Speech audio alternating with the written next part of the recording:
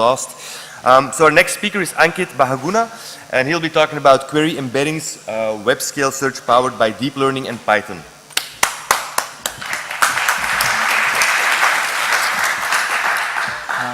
Thanks a lot. I will be talking about query embeddings, which is our system which we have developed at Cliqz, which does use deep learning, and the system is entirely built in Python. A bit about myself. I'm a software engineer in research at Cliqz. I have a background in computer science and natural language processing and deep learning. We are building a web search engine which is part of a web browser, and also the browser works on mobile too. The areas that interest me are NLP, information retrieval, deep learning, and I also am a Mozilla representative since 2012. So about Cliqz, we are based in Munich. It's majority owned by Hubert Buda Media. We are an international team of 90 experts from 28 different countries, and we combine the power of data, search, and browsers so that we are redefining the browsing experience. Our website is cliqz.com, and you can actually check out our browsers. So here I'm talking about search, so I'll start with it. So search at Cliqz looks something like this. So when you open your web browser, what you usually do is you go for a link or you go for a search term. What Cliqz experience gives you is a web browser with an address bar which is intelligent enough to directly give you the site based on what your query is.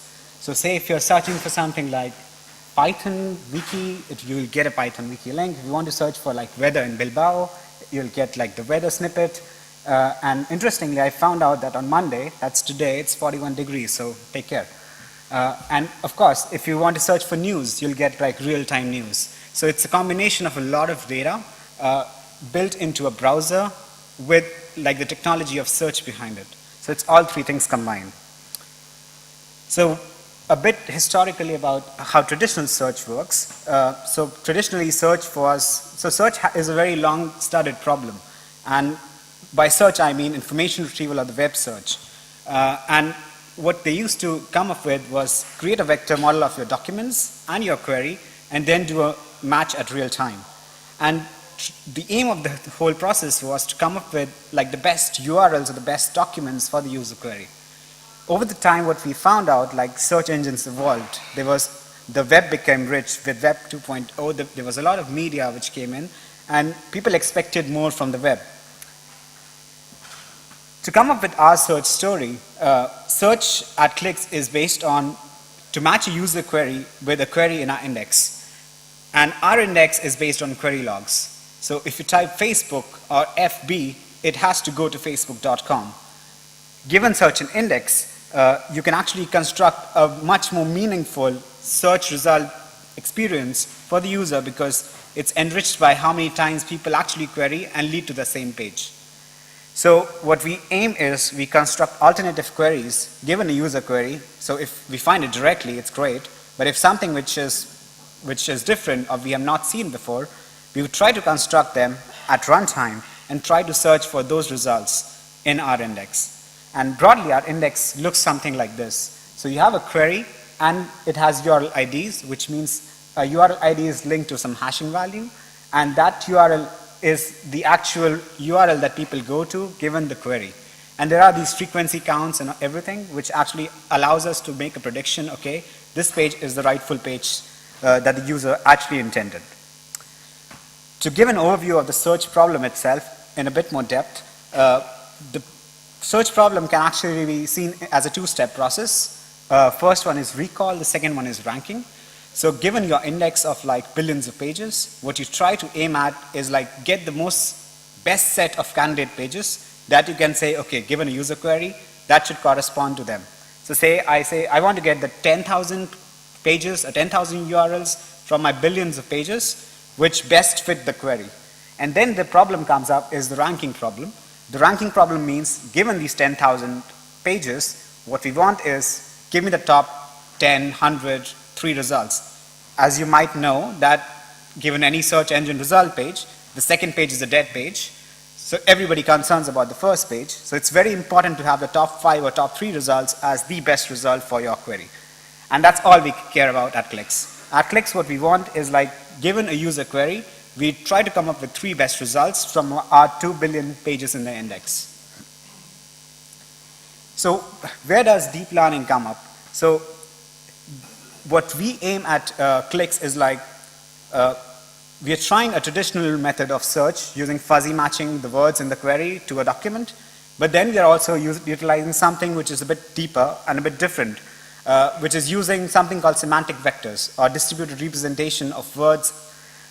What we actually try to do is we represent our queries as vectors. So a vector is like a fixed dimensional floating point list of numbers, and what we try to do is, given a query and given a vector, that vector should semantically understand the meaning of the query.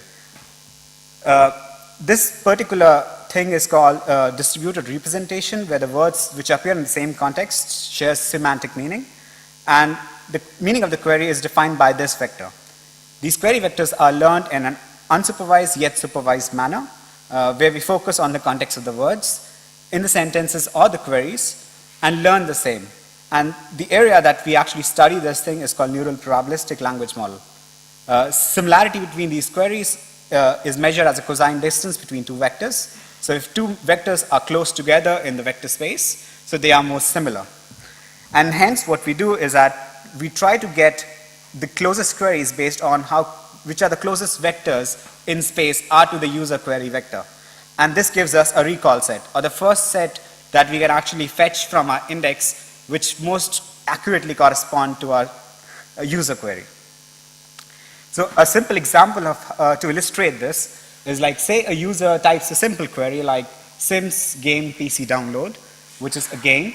What our system actually gives us is sort of a list of these queries along with their cosine distance to the query vector that user typed. So given the query Sims game PC download, we get like sort of a sorted list, where the first one is like the most closest to Sims game PC download.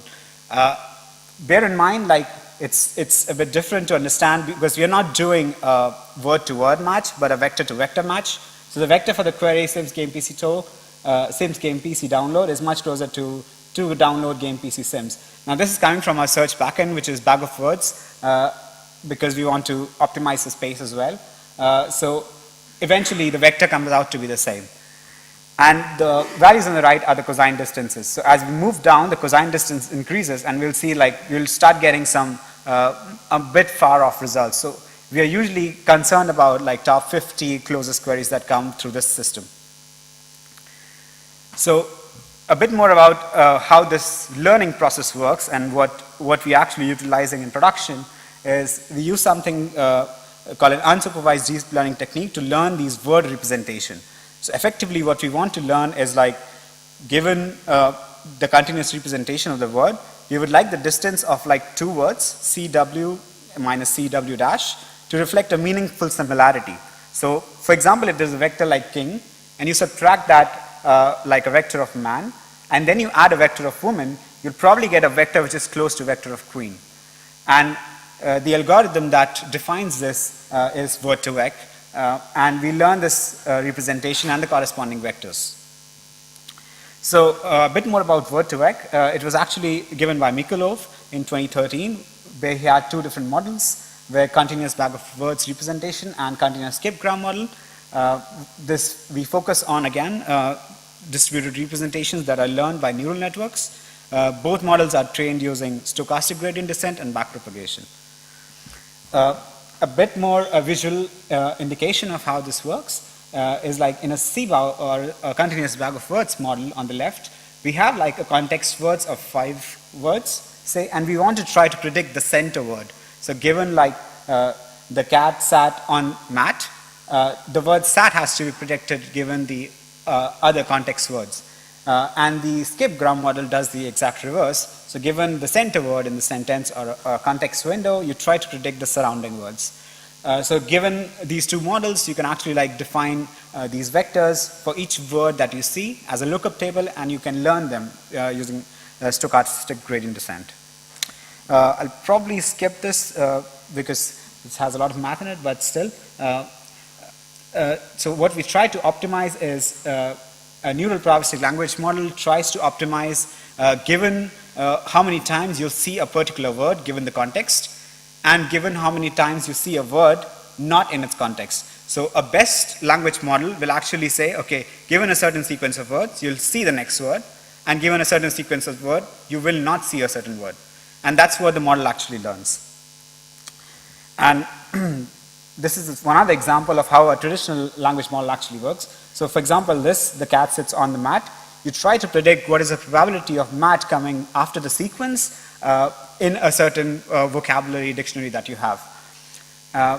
But the only catch here is that we have to worry about is like your vocabulary could be very, very huge.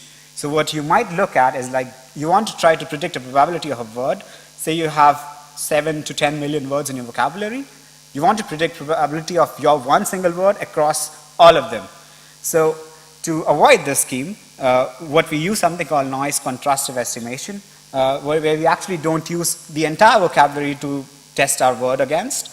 What we do is like we say, okay, we pick a set of 5 noisy words or 10 noisy words. So for this particular sequence, the cat sits on the mat. You're pretty much sure that the mat is the right word, but so can be other words. But then say the cat sits on the hair or something like that. So these words will not be the exact sequence that you will find in day-to-day life.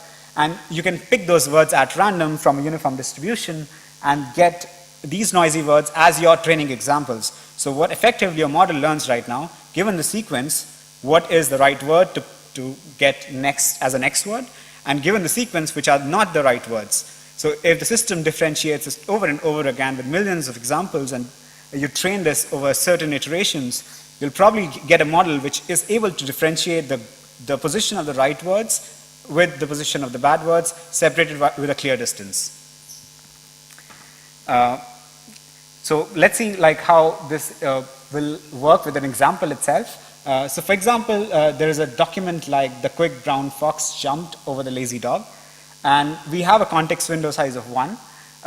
We say, okay, given like the first 3 words, the quick brown fox, I have the center word quick and the surrounding words as the and brown. So I want to get in a continuous bag of word model, what I want is like, can you predict quick based on the and brown? So it's just like a very simple example. But at production, we found like skipgram does much better. So effectively what we try to find out is like, we try to predict the context word from a target word. So we predict the and brown from quick. So given quick, predict what is the probability of the, predict what is the probability of brown. And the objective function is defined over the entire data set. So whatever data set we have, our data set is built on a lot of Wikipedia data, a lot of query data, title descriptions that we have, and a lot of other textual data that we have to actually learn how the queries are formed or how sentences are formed or what is the sequence of these words. And we use SGD for this. Say at training time t, we have like a certain case, we have quick and the, and our goal is to predict the from quick. So we select like some noisy examples, say like, say num noise is like 1, and we say sheep. Sheep should not be like part of this. So next we compute a loss for this pair of observers and noisy examples, and we get this objective function. So what we try to do is, given this, which is like a log of the value of the score, so given the probability, which is the correct piece of sentence, or correct piece of context, the and q should be given a score of 1, and given like a quick and sheep, the score should be 0. So if you update the value of theta, because that depends on it, we can maximize this objective function as like a logistic like log likelihood, and we can actually do a gradient descent on top of it. So we perform an update on the embeddings, and we repeat this process over and over again for different examples over the entire corpus, and we come up with like a lookup table for words and of vectors. So we can define the dimensionality of a vector, as I stated in my slide, that we use 100 as dimensions to represent that word, and it does pretty well for us. So how do these word embeddings actually look like, or what we have actually learned, is something like this. So if you see the word vectors, or like you project these vectors in space, what you find is like the vector for man and women is roughly equidistant from like king and queen. And you'll find this not just variation in gender, but also variation like verb tense. like walking and walked, and swimming and swam, because you might have sentences where like the guy or the person is walking and the person is running, or he walks or he runs, would occur in the same context. And this is what the model actually captures pretty nicely. And not just that, we actually also have like some other informational features like countries and capitals like Spain and Madrid, or Italy and Rome, Germany and Berlin. So these are like country capital relationships. This is like a projection on a 2D scale using TSNE, where you actually can see, I mean, it's a bit short, but you can actually see like some characters here at the bottom, and here on the top you'll have like may, should, would, some here like more, less, some more adjective identifiers. And this is like a projection that you can see. If you see, the more semantically meaning words are actually closer in vector space. And this is a very important property, because if you can try to leverage this and construct like sentence or document representation, you'll probably get like similar documents in space as well. And that is what query embeddings addresses. So the way we generate a query vector using these word vectors is like for the same query, Sims game PC download, we have a vector for each of these words.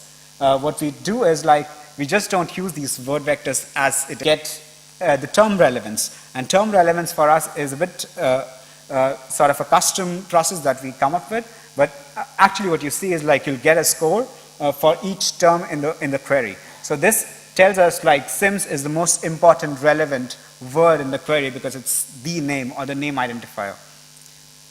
And next week what we do is we use this term relevance and also a vector to calculate like a vector average of these vectors.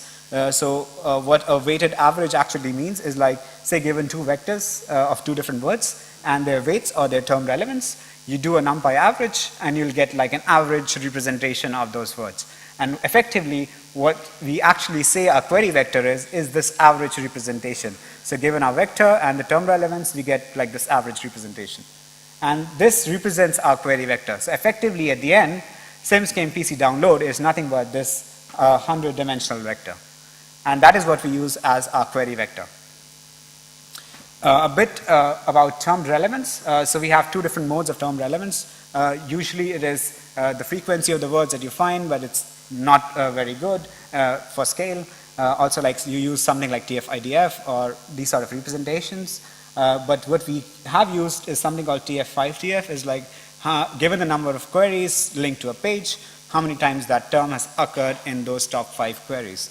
And that's a much better indication to us given the data that we have, that we can roughly say that given the word statistics, give me this number and give me the document frequency, I'll get something like an absolute term relevance.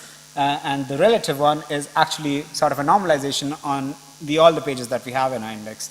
What we found out is like if you normalize your scores across all the pages of your index, the vectors are slightly better and get slightly better results. And these all are data dependent. We compute them on the fly each time we refresh our index.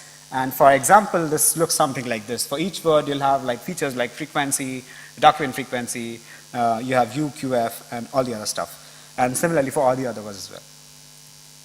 So what we actually create is like a query vector index now. So given our traditional index which has all the documents, we have all the queries and their vectors, and we try to do a query vector lookup. So we cannot do this for all the queries because there are just too many queries. So what we found out is like, given all the pages are indexed, we can actually just pick the top 5 queries which effectively represent the page. And we call them as top queries. And from the page models, we can actually get this data. So roughly we come up with like 465 million queries which represent all the pages in our index. And we try to learn a query vectors for each one of them. And if you just like dump the whole system on disk, it's like around 700 gigs. And what we actually have, the problem now is like, how do we get similar queries from these 465 million queries? So given a user query, find me the closest 50 queries from this 465 million queries. So how do we find closest queries? Should we use brute force? It's too slow. It's too slow. We cannot use hashing techniques that effectively because it's not very accurate for vectors, because these vectors are semantic. Even with small loss in precision, could lead to like haywire results.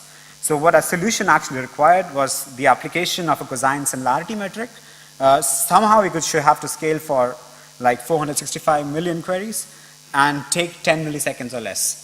So the way we came up with the answer was something called approximate nearest neighbor vector model, and they were actually pretty helpful for us. So the model that we use is called ANNOY. It is a C++ and Python wrapper that exists for this to build the approximate nearest neighbor models for all the vectors of queries that we have. ANNOY is actually used in production at Spotify and now at Cliqz as well. We can train all on the 465 million documents at once, but it's too slow because it is sort of memory intensive. So what we do is like we don't train them, all of them together. We have a cluster where we actually host these models along with our search index. So we train them as 10 models with like 46 million queries each, and we train it on 10 trees. What these trees actually mean, I'll explain next.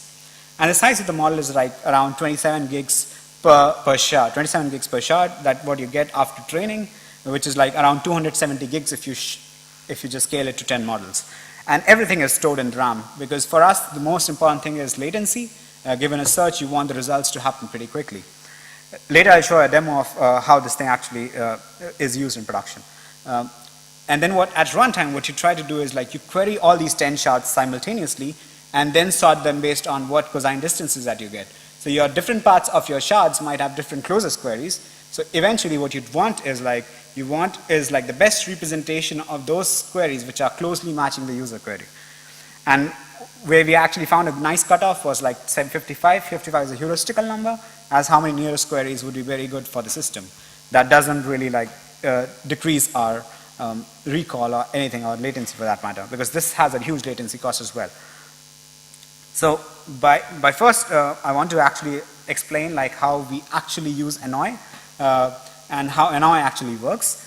It's one of the nice frameworks that you can actually use if you are using vector calculus or like using like something vector-based approaches for your recalls or ranking. And we try to find out the nearest point to any query point in like in sublinear time. So what you try to find out is like you cannot do it one by one, so it's not O of n. What you want to do is like try to do it in sublinear time. Can you get those closest queries in like log of n time? And the best case data structure for that is a tree. So given like all your query vectors are represented by like each point represents a single query, what you try to find out is like, say given a certain point, which is the nearest point, or like a user vector, which is like a user query vector, it's some random point on the space, find me the nearest ones. So to train that model first, to build that tree, what you do is like you just split this hyperspace recursively. So you take 2 points at random and split the space. You do it again, and then you get something like a tree. So you have like a certain segmentation of certain number of points in the cluster, which are like in different parts of the tree. You keep splitting, and you end up with a huge binary tree. The nice point about this binary tree is like the points that are close to each other in space are more likely to be close to each other in the tree itself. So if you are trying to navigate through a node and you try to come up with like some child nodes, that whole track or that whole branch would be composed of all the similar nodes in the vector space. And this is a very important feature.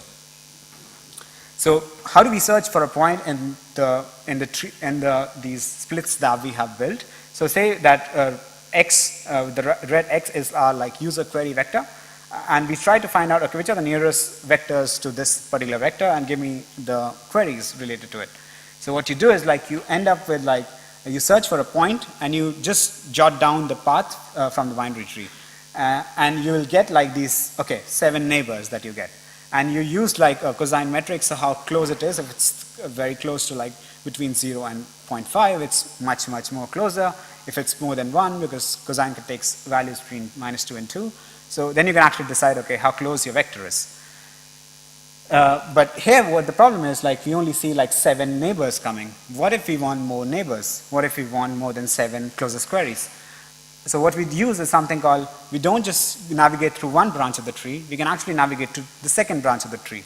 And this is maintained in sort of a priority queue, and we can actually traverse both the parts of the tree and get like these closest vectors. And so you don't not only like look at the right with the light blue part, but also like a slightly darker blue part. So you see both the sides of the tree because that's where the split occurs, and you can find, okay, both of these sort of areas in hyperspace are like closer to the user vector. But sometimes you'll find like, because we did it randomly, what happens is like you can actually miss out on some nice zones because you just split across 2 different points. So what you do is like to minimize this, you train a forest of trees, and it actually looks something like this. So you not only like train on like a certain sequence of splits, but you randomize those across say 10 trees. So effectively your model learns these 10 configurations at once and searches for them in real time in parallel. And this gives you like a pretty good representation, because when you sort them and get like good query representations, you'll get like some good similarity between queries. So we train a forest of trees. So one bad or like a missing feature in Noi, or like maybe it's a feature not a bug, is like it doesn't let you store string values, but it actually allows you to store indexes. So you can actually store like for a query Sims game PC download, give this like a unique index, say like 5 or 1, and that 1 will be stored with the vector, and that model will be learned. So when you query NOI, you'll get like an index back of all the indexes which are close to it. So what we have at Cliqz is like we have developed a system called Kiwi, which is like a key value index, which is also responsible for our entire search index. We found it is much better than Redis or anything to compare with in terms of reads and maintainability. We developed it in-house. It's written in C++ with Python wrappers again. And it actually stores your index to query representation. So what you effectively see is given a user query, you'll get a query vector. You search within the NOI models the closest query vectors. You'll get indexes for these. Then you query the Kiwi index. You'll get all the queries, and effectively you can fetch the pages for all the queries that are closest to the user query. And this is how we improve our recall. And the results are pretty amazing in the sense that we get much richer set of candidate pages after the first fetching step, with like a higher possibility of expected pages among them. And the reason it is going this way is because now we are going beyond synonyms or doing a simple fuzzy match, but actually using how vectors are learned semantically. It screws up sometimes, but most of the time you'll find like there is a definite improvement, because you always try to learn those words which are near to the context. And that's a very important feature.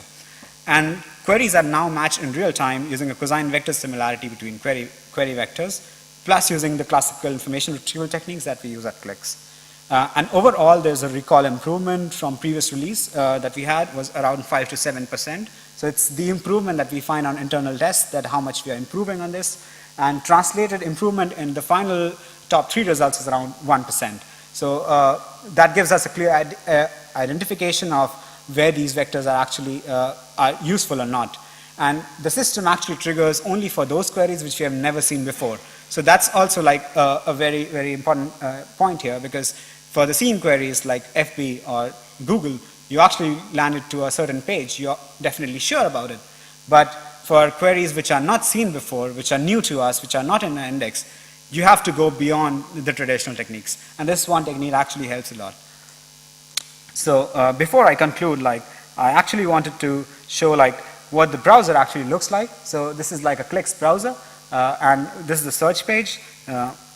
And we actually have this snippet which comes up. The idea of this was to reduce that whole step of search engine result page, and you can actually get like directly to our page. So the libraries are like Spotify NOI, which is again available on GitHub, Kiwi, which is Cliqz OSS, and a GitHub that you'll actually find. It's pretty useful. It's a pretty active project as well. Word2Vec can be trained using Genzim if you want to do a prototype, but I would recommend to use the original C code because it's a bit more optimized, and we found like there are certain variations in like the models that are developed because of the commit history that we see. There are other Cliqz OS projects that you can actually contribute to. If you want to find the slides, it is actually on speaker deck. It's QEPython, bit.ly/QEPython. So before I conclude, I'll just say this thing that we are still working on this system. We have like a first version of this thing ready, but we are trying to look up at other approaches of deep learning, like using something called long and short-term memory networks. The only downside of that approach is most of these user queries are like keyword based, and you don't usually find people actually typing, okay, what is the height of Statue of Liberty, those sort of things. You'll probably say Statue of Liberty height. And that sort of linguistic relationships may be well captured by LSTMs. They are more complicated, but this system is simple enough to still give you pretty good results. So we are trying to use this new metric that we have into ranking. We are trying to use this query to page similarity using document vectors, where again we are using sort of a differentiated LSTM model or like a paragraph to vectors model. And we are trying to also improve our search system for, there are some pages which are never queried before. So we have a lot of list of these pages. We try to find out what could be the best way to represent those pages. So either using vectors or traditional n-grams approach or something like this. Last but not the least, I'll say thank you. And I'll finish with this quote, which was given by John Rupert Frith in 1957, where he said, "You shall know a word by the company it keeps." And Mikolo actually developed a model using the same contextual approach of words, and it actually helped us give good results. So thank you.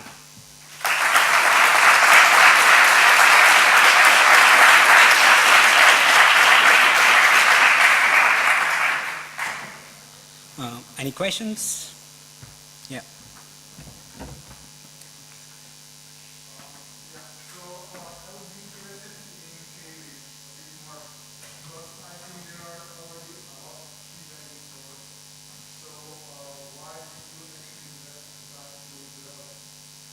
So one of the reasons we had was we wanted a unified, so we tried a lot of these key value stores ourselves. We tried Redis, we tried a traditional database, we tried Elasticsearch, but what we found is our needs are a bit different in the sense that we sometimes have a vector index where we need our values should be a list of vectors.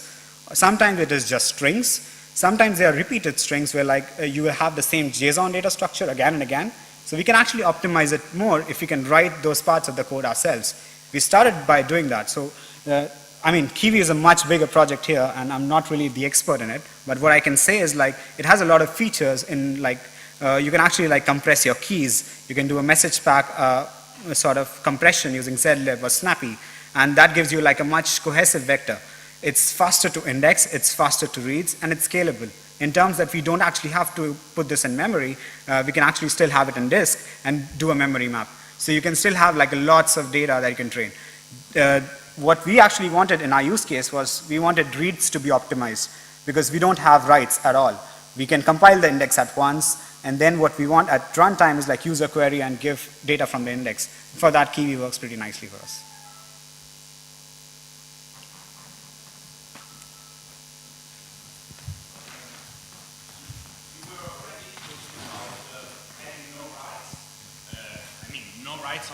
On the database. You were already talking about having no writes on the database.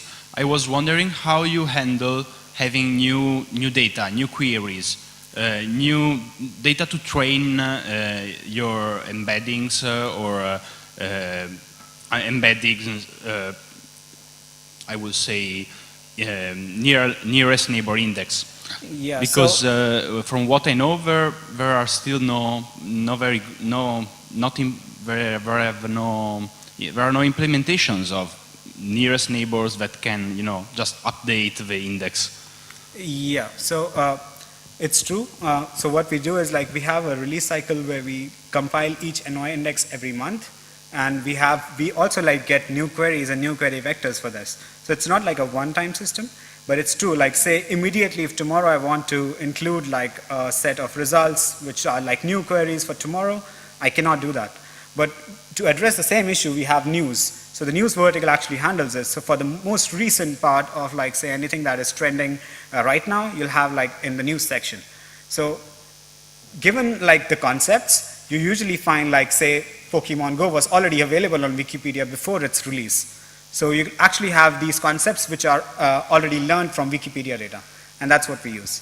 So you can always learn the concept for the new words like some XYZ Gen X word, which comes Gen Y word, that comes up like tomorrow.